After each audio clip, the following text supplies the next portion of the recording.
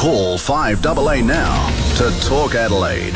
8223 0000. This is Peter Godfrey. Good morning. We're down to 15 degrees at the moment. Nice day ahead, though, by the look of things. Let's head across the ditch, see what's happening in New Zealand. Selwyn Manning from livenews.co.nz. Selwyn, good morning. Yeah, good morning, Peter. You well? Very good. Looking well? You're looking good? We survived last week's weather. Glad to hear that. We'll get onto that shortly, won't we? Yeah. And you guys would be as disappointed as we are with the Rolling Stones tour postponed. You guys have missed out too. Yeah, it's an absolute tragedy. You know, you've got to feel for those guys, don't you? Oh, yeah. Mick Jagger. Yeah, it's awful. Pretty people are saying I guess it's the same over there in Australia, that the promoters are saying just everybody hold on to your ticket. Yes. There may be something coming. Yeah. We're kind of hoping, because they were going to be opening our brand new redeveloped stadium right in the heart of the city. Saturday night was going to be the big opening for it. So it was a big thing here, and we were the only concert that was having their big Hyde Park stage as well. Sure. So yeah, a bit disappointed at that, but they're talking hopefully after the football season, because that gets underway the following week. So we're hoping October. They've sort of said maybe they could come back October for another show for us. You can't hold off that Aussie rules, Peter. No. There would be rioting in the streets if they said no. Well, actually, we'll play the footy a couple of weeks later. Even us over in New Zealand, we know you don't hold off the Aussie rules down there in South. Exactly. Yeah, it'd be like telling the All Blacks to go and just kick around in the paddock instead of in the stadium. Yeah, it wouldn't happen. Anyway, let's get on to, let's start with political news, shall we? Your Prime Minister, John Key, is in China at the moment. What's he doing there? Yeah, that's right. Now, it's a big, important visit for John Key for sure. What he did yesterday is he met with the Chinese Premier Li. They jointly announced a dual currency trading agreement. Now, what that does is basically open up New Zealand to being able, for Chinese to be able to go into business in New Zealand much more easier, and also to trade and mutual trade on each other's currencies. So that was seen as a precursor to John Key going in and having talks with President Xi from China later in the day. Now, it was first off, though, Chinese consumers remember back last year, Peter, where Fonterra, the New Zealand agricultural exporter, it's an export giant in dairy product. There was a big contamination scare. We spoke on your program about there being suspected botulism contamination of the product. Now, that was found to have not been the case, but it was certainly a situation which had New Zealand taking its product, Fonterra product, off the grocery shelves, the supermarket shelves all over the world. Now, this has been a major problem relating to, obviously, the confidence of parents buying the infant formulas that were mostly affected by that scare. And this is something that John Key was expected to address when he was over there, and he says that he has convinced the Chinese government that everything is okay here relating to the quality of New Zealand's export dairy product, but he had to speak directly to the consumer, and it seems like China, through the China Daily newspaper, paved the way for John Key. Front page story in the China Daily yesterday, specifically talking about this type of thing, and also relating to the trade relationships, Peter. Okay. The dual currency trading agreement. So you said that'll open the door for Chinese to open businesses in New Zealand. Is it? I still already can do that, right, but it just paves the way, so it makes it easier, just really for that trade, the facilitating of trade between the two countries to go up a notch, up to the next level. Just on that point, overnight, John Key met with President Xi and Xi Jinping, and he they mutually announced a two-way trade increase. New Zealand's already got a free trade agreement, for example, with China, but this two-way trade increase is expected to rise to 30 billion by 2020. That's two-way trade, so it's the total amount going both ways, and that's up from where the current thing is tracking toward 20 billion by 2015, and it's currently in the last financial year, the two-way trade has been at 18 billion. So you're looking at a significant increase from 18 billion to where it is now in 6 years' time to 30 billion of two-way trade. So all of these things like the currency, the trading in the mutual currencies there, it facilitates that lift to the next stage, and it's that those amounts are really being pushed around at the moment, those increases. New Zealand, like probably similar in Australia, is certainly its economy is reliant on China trade now, and any projections of returning budget surpluses in this country is determined really by the strength of that China trade. So these types of things are certainly going to put many, many feathers in the caps of John Key when he comes back politically. How are free trade agreements seen there by the average person in the street? Here, often they're viewed as free trade, a dirty word. That free trade agreements have been cited as causing problems for the closure of Holden's factory here in Adelaide and such things like that. How are they seen in New Zealand? Are they welcomed, or is there criticism of free trade agreements too? Oh, there's strong criticism, particularly centring around the Trans-Pacific Partnership Agreement that's under negotiations at the moment. That TPPA at the moment is getting a lot of criticism from many quarters, and significantly also amongst the business fraternity. And that's with major concerns. While it's not strictly just a trade agreement, it's one where it gives protections to overseas corporations relating to their ability to, well, how some would say, dump their product into another country. Also around all the pharmaceuticals, a lot of countries like New Zealand, for example, we benefit from some of the more generic drugs and the more cost-effective structures around those, meaning they're cheaper.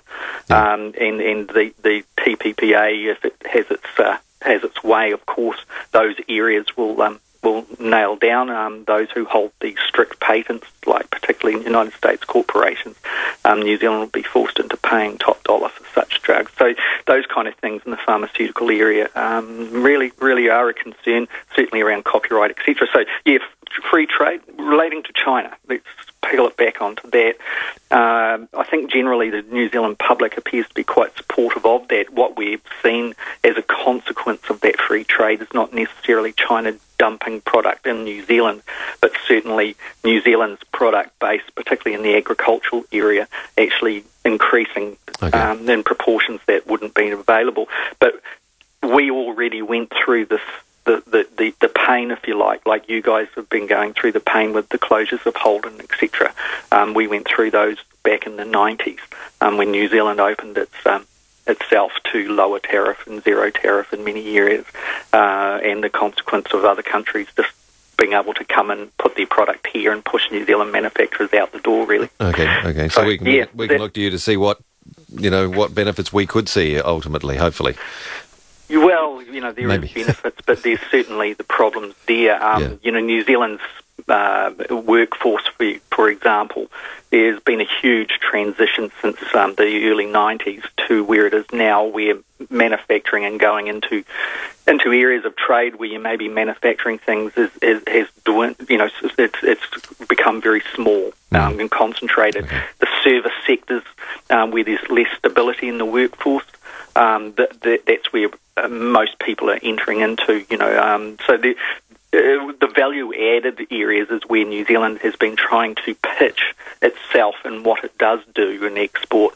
Having said that, there's far too much export already going with raw commodity, where like logs just getting pumped off over seas, raw milk, just bulk milk powder, for example, getting sent overseas so that other countries make all of these things into something and create profit for themselves. Over there, but in those areas like the dairy product, like we're talking about, Peter, those kind of things are seen as a high-value product. Also in some of the more tech areas, medical areas, electronic areas and that type of thing, New Zealand seems to have an edge. But it's certainly a big debate over here, but once again I underscore that with the TPP that is under negotiation at the moment. Okay. So overall, is John Key's trip to China being seen as successful, or is he receiving criticism?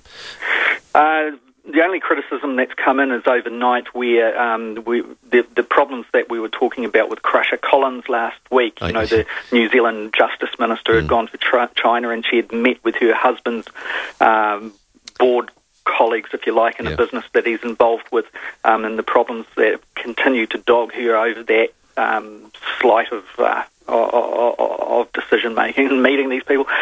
John Key overnight met with the chair of the board of that very company, and very publicly.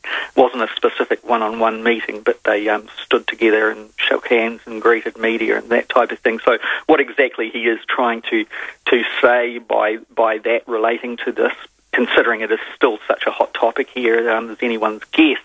But generally, the tensions, if you like, between New Zealand and China, which more in the shadows, but certainly there and have been there for some time as New Zealand gets closer to the United States in its security defence relationships, while embracing the trade relationships with China. No doubt those would have been discussed in some form with the Chinese Premier. And it seems that John Key has come out of that meeting, Peter, saying that the relationship with China has never been warmer. Okay. So, yeah. All right. Now, as you said at the start, and as you were talking last week, you were battening down the hatches this time last week for Cyclone Lucy heading your way. It clearly didn't blow you away. How did Lucy hit? Well, she set up there just about 50 kilometres north of New Zealand's North Cape, just sitting there brewing. It was kind of it was almost a surreal thing. There was this graphic, Peter, that you could watch in real time how Lucy was sucking in all the wind and everything from all around the place and into its thing. And even the eye, you could put your mouse on the computer screen, touch the eye, and it'd tell you how fast the weather speed was. You put it right in the centre and it'd be 0. And then just a fraction to the outside, then it would be like 20 kilometres, then 70 kilometres, etc.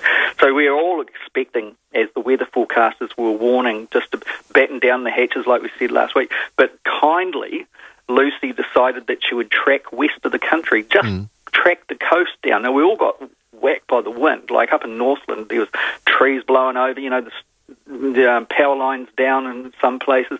The seas were very, very, very... huge seas coming through. In Auckland itself, thousands went without power for significant periods of time through the Saturday as the power lines and that were knocked about. In the more exposed areas of the Gulf, the Hauraki Gulf, the seas were up to around 5 metres high. But largely we were spared, Peter. By the time it got down halfway down the central North Island, Lucy was being downgraded to just a storm, and then there was concerns that when it was expected to track across the South Island, that Christchurch, who had had a 1 in 100 year storm the week before and flooding in the eastern areas of Christchurch, that Lucy was going to contribute to that. But pretty much we were all okay. There's no disaster to report, and That's Lucy good. Didn't hurt a fly by the sound of it. Excellent. Well, that's good news. Bit of good news, and what's left, generally, that the forecasters, they kind of were left explaining what had happened. My greyhound Jacko, he was hibernating for a day on his bed, trying to sit the weather out. And the cynics were all saying, well, I told you so. This thing was going to fizzle out. So there you go. There we go. And I'm glad Jacko's okay. He didn't get caught up in it and blown away. He was very good. He was very pleased that he had a day where he didn't have to do a thing. I'm sure he was. Good stuff, Selwyn. Thank you so much, and we'll catch you again next week. Have a great week. Okay, Peter. Thanks, Selwyn. Bye. Selwyn Manning in New Zealand. Head to livenews.co.nz to catch up with more news from across the ditch. It's 5:21 now. Leon Biner. Politics is not lawn bowls, but it must never be allowed to descend into a cavalcade of hatred and derision merely because your candidate didn't get across the line. That's a slippery slope to the kinds of dictatorships where they name a street after you one week and chase you down at the next. Hayden Manning from Flinders University. Oh, well, Leon, what you've just said warms the cockles of my heart. Talking Adelaide with Leon Biner. Weekday mornings from 9 on 1395 5AA. Just stop for a moment. Take a deep breath and look around you. If tomorrow you couldn't see the trees, the faces of your friends or family, or even your favourite TV show, what would your life be like? Who would you turn to? The Royal Society for the Blind will be there to help, and you can make a real difference today. To donate, call the Royal Society for the Blind to find out how. Their number is 8417 5555 or visit their website rsb.org.au.